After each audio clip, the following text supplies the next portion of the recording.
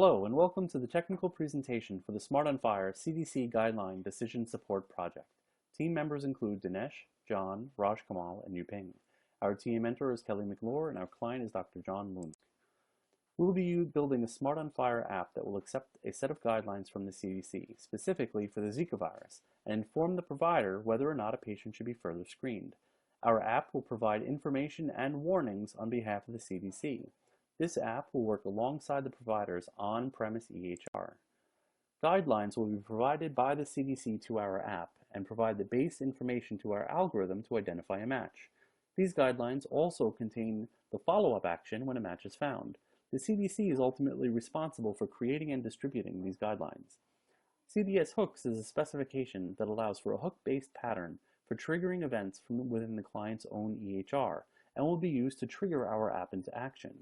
We will be using the FHIR standard as the common language to translate the guidelines distributed by the CDC and the patient information contained within the EHR. During development, we will be using the Georgia Tech GitHub server for version control and for final delivery of the product. Using the above tools, our app will attempt to identify a match between the guidelines distributed by the CDC and the patient data found in the EHR. We will be using Python to create the algorithm that will interact with these data elements to determine if a match is found. This slide shows the architecture diagram of our project. Here, once the doctor pulls or updates the EHR data of the patient, a CDC hook is triggered. The CDC hook in turn runs an algorithm via the CDS service. The algorithm reads the data from the CDC guideline for Zika as well as from the EHR. The algorithm comes to a decision based on the CDC guidelines. Based on the decision, the CDS service returns an information card. Information card is shown to the doctor, who in turn takes an informed decision. Now let's see in some detail about the CDS hooks.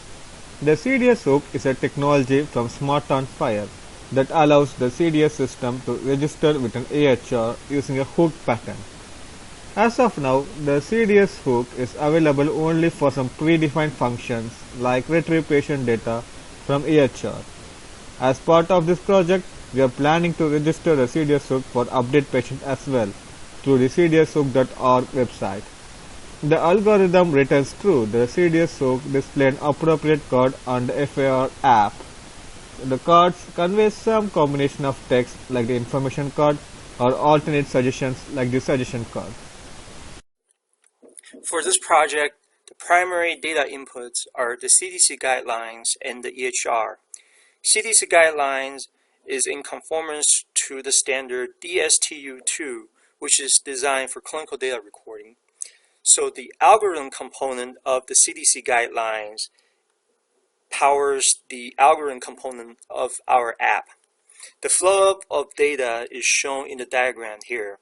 Our Smart on Fire app reads in the guideline, transforming the guideline steps into triggers and therefore instantiating our app's algorithm component, so that any EHR register to our service gives our app the access to execute algorithm on their data and look for triggers.